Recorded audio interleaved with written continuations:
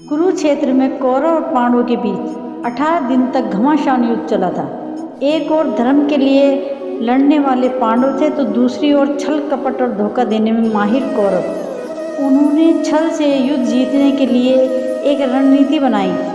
उनकी योजना थी कि वो अर्जुन को युद्ध में उलझाकर चारों भाइयों से दूर ले जाएंगे और फिर युधिष्ठिर को बंदी बनाकर युद्ध जीत लेंगे। अब युद्ध वाले दिन कौरव सेना की एक टुकड़ी अर्जुन से युद्ध करते हुए उन्हें रणभूमि से दूर ले गई।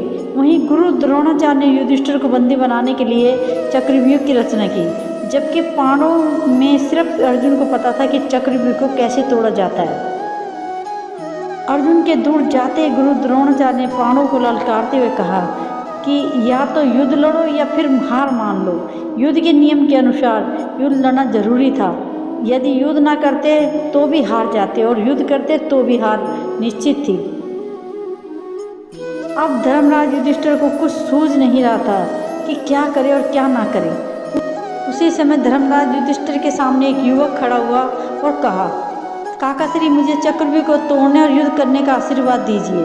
वह युवक कोई और नहीं बल्कि अर्जुन का पुत्र अभिमन्यु था।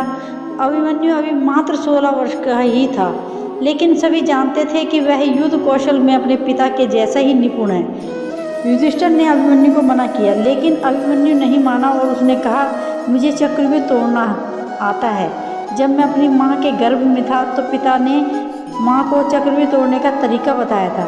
बस तभी मैंने उसे सीख लिया था। मैं आगे रहूँगा और आप सब मेरे पीछे पीछे आइए। हार मानकर युधिष्ठिर ने अभिमन्यु की बात मान ली और युद्ध के लिए तैयार हो गए।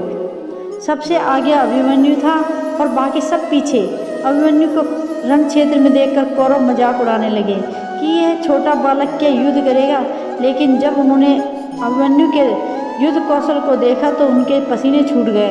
आगे बढ़ते हुए अभिमन्यु ने दुर्योधन के पुत्र लक्ष्मण को मार गिराया और चक्रव्यूह में प्रवेश कर गया। उसके चक्रव्यूह में प्रवेश करते ही सिंधु के राजा जयद्रथ ने चक्रव्यूह का द्वार बंद कर लिया ताकि चारों भाई चक्रव्यूह में प्रवेश ना कर पाए। अभिमन्यु आगे बढ़ता जा रहा था। उसने एक एक करके सभी योद्धाओं को हरा दिया, जिसमें स्वयं दुर्योधन, कर्ण और गुरु द्रोण भी शामिल थे। किसी को भी कोई उपाय समझ नहीं आ रहा था। तभी कौरवों के सभी महारथियों ने एक साथ मिलकर अभिमन्यु पर हमला कर दिया। किसी ने उसका धनुष तोड़ दिया तो किसी ने रथ। उसके बावजूद भी अभिमन्यु नहीं रुका। उसने रथ का पहिया उठाकर युद्ध करना शुरू कर दिया। बड़े बड़े महारथियों के साथ वीर अभिमन्यु अकेला लड़ता रहा, लेकिन वह अकेला कब तक लड़ता। अंत में सभी ने मिलकर उसकी हत्या कर दी और अभिमन्यु वीर गति को प्राप्त हुआ। अभिमन्यु की मृत्यु के बाद अर्जुन ने प्रतिज्ञा ली कि वह अगले दिन युद्ध में जयद्रथ का वध कर देगा। आज शूरवीर अभिमन्यु का नाम कर्ण और अर्जुन से भी पहले सम्मान के साथ लिया जाता है।